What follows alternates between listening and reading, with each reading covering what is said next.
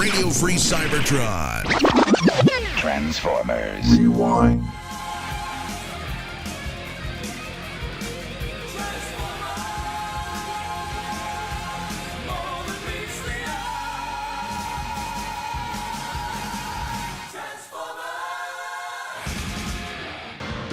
This week on Transformers Rewind, when you see Jinrai come barreling toward you atop Grand Maximus, you know it's a showdown on the surface of the moon. From Master Force.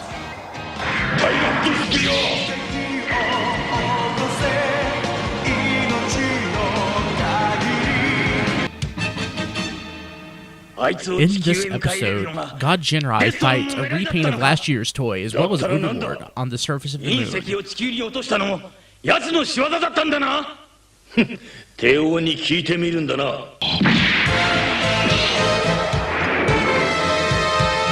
ランスフォーム。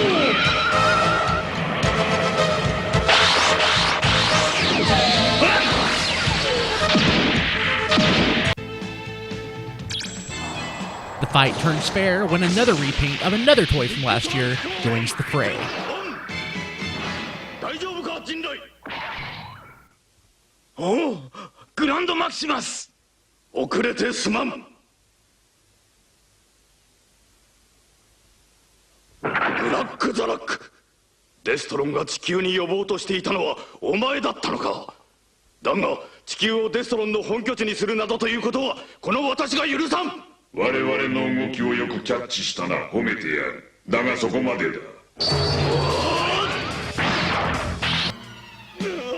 Overlord and Black Zarak realize there's something to this Jinrai character.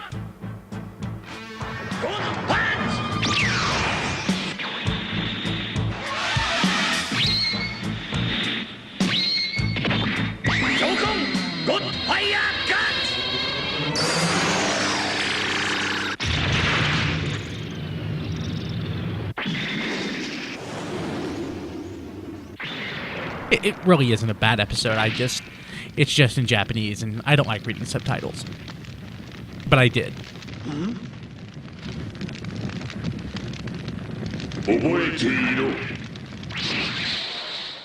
Third time I ever watched it. First time I watched it in straight up Japanese, not even subtitled. And it's a pretty easy episode to get. Then I watched it again in English.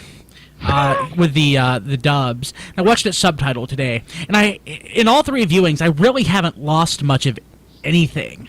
One of my problems with Master Force, I don't consider it a very a series that's easy to get into, but this one's very very approachable. I mean, you can just sort of jump in and get it, and it's a lot of fighting. That's basically all it is. It's just fists and faces. I mean, I don't know. Yeah, there's not a lot of depth to it.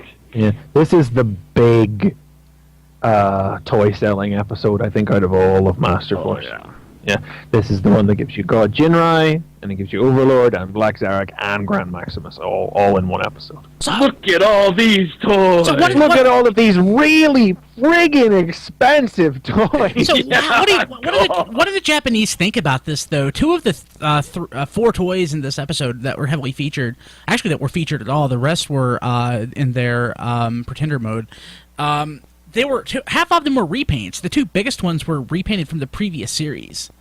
But they were awesome repaints. They were awesome repaints. And, one came with Pretender shell that, the previous version didn't get. But it's a repaint. I mean, it's not like kids are stupid. The repaint would be cool. I mean, Zarak was a decent retool in terms of, like, the head and stuff. But, yeah. They'll buy it. They bought it. I mean, probably. Maybe they did. We don't know. Yeah, I don't know what the toy sales were from that, but But I mean, Grand Maximus is still one of a highly sought after figure. But it's highly sought after because it's rare, or because people want it because he was Grand I think it's a Maximus. perceived rarity. It's the same way people. It's the same way anybody on the face of this earth gives a crap about Artfire. Yeah. Because it's Japanese. It's not a good toy. Well, I mean, it's Inferno. It's an okay toy. It's a fine G1 toy, but it's not an interesting repaint. It's Inferno with a white cab. It's not special. It's not magical. It's not something you should be clamoring for, but by gum, it's Japanese. So anytime anybody mentions stepper, somebody goes, "Well, where's Artfire? Is Artfire coming?" That probably means we're getting an Artfire. No, and that has happened once, and I'm still amazed that we got that Artfire out of Million Publishing. I like the Pretender shell. That's what I want. So in Yeah. this episode, basically, Jinrai is our Super Jinrai, God Jinrai, which actually Take your bloody pick. are on. He's on the moon fighting both Overlord and Black Zarak, and basically he's confronting them to protect the Earth from Destron invasion, or what's going on in this episode? Well, this picks up after a chain of episodes. After Master Force crossed over into the halfway point, like as soon as it made that cross past its halfway point, they were like, "Right, story arc," and it had Grand Maximus arrive to Earth and say, "Hey, you guys, watch out now! There's a thing coming," and Black Zarak has been encroaching upon Earth for the last batch of episodes. There's a reference in this episode to something he did in an episode or two previously where he caused a meteor bombardment of Earth, like to herald his coming. And if he gets to Earth, it'll be bad juju. So yeah, that's basically it. Is just to prevent destruction. Yeah. And I mean, much is made of the fact that God Jinrai had to, all the Autobots had to work together to build God Bomber, so the Jinrai could become God Jinrai and gain the power of flight and go and intercept him before he made it to Earth. So when did he become Supreme Commander or Commander of the Autobot forces? That was again. Was that the previous? You know, my memories are blowing together, so I don't remember if it was in the previous episode. It was either the previous episode or it was the episode where they kicked off the story arc and Grand Maximus arrived, and he was appointed Supreme Commander because Metal Hawk said, "You do it." Metal Hawk was boss. You have a new toy and I don't, so yeah, you do it. basically. Metal Hawk. You're a truck. Sorry. So you're a truck driver. You can lead. So there you go. Yeah. I mean, this episode is actually pretty important for Jinrai. It is it's the transformative moment for Jinrai when he looks down upon the Earth from the moon and realizes the smallness of it all and dedicates himself to protecting it. And it's a statement of the mission statement of Master Force, you know, where it's up to the people of Earth to protect Earth as well, you know, and that is the theme of Master Force, you know. So it's quite a significant one, even though it is one that is largely just full of really punching, yes, but not very languid punching. Yes, it's not fast, it's not furious. No. It's like I'm going to shoot you, you're going to fall slowly, and hey, am I going to attack you when you're down? No, I'm just going to fly up. I'll just wait for you to get back up. Well, that's the honorable thing. Yeah. Yeah, I'm not. Yeah, Master Force is my. I don't know if it's my least favorite of the Japanese G1 continuity. It's hovering there with Victory, but this is where it sort of gets more interesting for me when they move away more like from the heavily Pretender focused stuff in the beginning. I love Metal Hawk. I mean, you know, I do like Metal Hawk. I do like you know, the characters or the toys, sort of. But just the series, it picks up, but to me it just doesn't necessarily go anywhere. It just kind of... I mean, there's a beginning that's one thing, and an end that's another. But just the whole series in general, for me, just doesn't necessarily work. But what I do like about it is the fact that you have this... It's sort of like it's sort of like a... Well, it's literally like the point between Headmasters and Victory, where it goes from like being this sort of I am a very G1 style series to becoming, hey, I am a really, really, really, really Japanese style series. It's just sort of transitional. I don't know. It's okay. Well, Master Force is my favorite of the Japanese G1 series because it's actually very well structured and has much better characters than any of the other two Japanese series. Like, Japan has proven itself over and over again in Japanese G1 to really not know what to do with robots, super robots, where everyone just has the same personality. Everybody in Headmasters is just brash, and everybody in Victory is just, yes, sir. But everyone in Master Force actually is a character. They definitely do. That is Because true. they're people. Yeah, because and it's ridiculous that they are people, and that seems to be what it took for the Japanese production staff to give them personality. But It reminds me of like the comics where it's like, you know what? They're just pretend they're people. They're people, yeah. Just pretend they're big robot like people, and just go with that. Yeah, that's just They're one not of like immortal. They're not like strange robotic beings that live for. Just pretend they're people. They're just and things. go with that. Things in general just don't really sit well with me, though. With Master Force, like Shinrai's, how he basically looks like Optimus Prime with a very vague explanation for why he does, and it still really doesn't make. The theory being that it was like supposed to be for Prime or something. Yeah, And it's like, oh, you look like Prime, so you're the new leader. Hey, great, Well, congratulations. I mean, that's not the show's fault. yeah, that's those yeah. They're It kind of was a stuck with big that. toy, so yeah, it is a big toy, and it looked like Comboy, so it was the leader, yeah, and the Not the fact, show's. the Autobots do have personalities. The Destrons do as well, but it's Yes, just they sort of. do. That's, I mean, to be fair, usually the Japanese shows are pretty good about giving the baddies personality. Outside of the big boss, like the B-level baddies usually are pretty well sketched in. But, so Master Force doesn't stand out particularly in that regard. It carries on the usual standard. Actually, probably does still aim a little higher than the average Japanese Generation 1 cartoon does for its baddie personalities. Go ahead, Don. Thanks. For me, I agree with Chris. Master Force is my favorite Japanese series, but it also shows what we could have gotten in the U.S. once we got to the Headmasters, the Power Masters. Past if we had gotten something other than Rebirth and had gone in this direction, because it really shows how you can have humans in a Transformer series and it not be a negative connotation like what so many people say, over these past few years with humans in the U.S. series. Do you think I think the problem is that it's a cultural difference, though. I don't think that the way the U.S. series was handled, that it would have been done that way. This could never Japanese have grown out of that. No, the direction that the U.S. cartoon was going was for combined identity, and that would have which is exactly the way that the comic went as well, and that would have. In fact, the comic almost went the other way, where for the Headmasters, they actually consumed their human counterparts.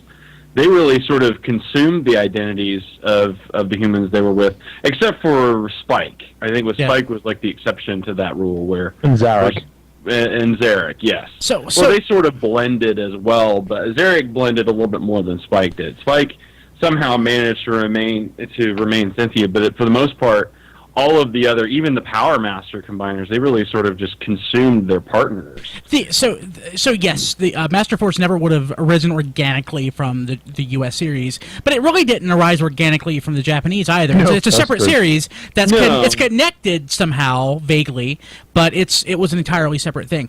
I question whether or not Master Force would actually have been marketable if it had been released in the West.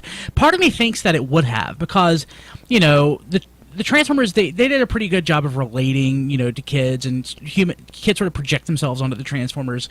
But if there was a human that was also a Transformer, it might have made it easier to make that connection. Probably, if we'd had something like that in the West, it would have been kids, though. So A lot of kids in Master Force anyway. that's true. Yeah. Yeah, you've got a series where three of the main heroes, and where a lot of the focus is going is to, Shuta, Cab, and Minerva. Yeah. Those are kids that are very different personalities, and that would have reached a lot of different kids in the U.S. that might share some of those personality traits. So I don't think the West was ready for this yet, though. Couple of years, Power Rangers came along, the West would have been ready for it. I don't think in '88 the West was ready for it just yet. Yeah. But overall, again, this is a very accessible episode. It's something that if you've never watched Master Force before and you're kind of curious as to whether or not you want to, this would be a great episode to start at. So watch it, decide whether or not you like it, then go start back at the beginning and then work your way through. What are you going to say? I think my favorite part is the whole through the episode they're trying to get a hold of Ginrei, and then like in the middle of the episode, Grand Maximus is like, "Hey guys." What's going on? Hey, what's up? And they're like, hey guys, can I be in this episode? They're like, great. Yeah. When you get there, will you talk to Ginrei? Sure will. Cool. You realize we didn't learn anything from this interaction, right? Yep. All right, cool. I'm glad we did this. and of course, throughout the entire middle of the episode, Lander is off somewhere drinking. Yes. Yeah, there you go. That's another one. It's like he's not a human. He's a robot. Yeah. but he gets to have a personality. Yes. And yes, okay, it's a womanizing drunkard. But something, man. It's like can we just sit here and drink wine? Wouldn't that be better? Like, that sounds great. Let's go with that. Lander's great. I mean, it's really actually it's only the other God Masters who really are the ones that don't get their personalities quite as well sketched in. Like, I could tell you from their debut episodes what the deal with Ranger and Lightfoot is. Lightfoot's personality Lightfoot, I'm right, yeah. His personality would kind of reoccur. Ranger's whole thing about love of nature and everything never really came back, and I'll be dipped if I could tell you what Road King's deal was. But, the Autobot pretenders, except for Phoenix, for whatever reason, who just got the shaft as far as appearances and getting to do anything. When, I can fly too. Yeah, whatever. That's great. Yeah, we got to make a thing for... And what's sad is he got relegated to that in the Japanese series, and he was probably one of the best U.S. pretenders that we had as far as the toy, and he gets totally shafted because you got awesome Metal Hulk over there in Japan. Well, it's the same as with Chrome Dome. Western fiction ignored Chrome Dome, and the Headmasters cartoon ran with him. The Headmasters couldn't fight without Chrome Dome. No, he's too brash. They were not brash enough to fight the brashness without the brashness of Chrome Dome. So I just want to finish this off with my favorite part of the whole episode. Ginrei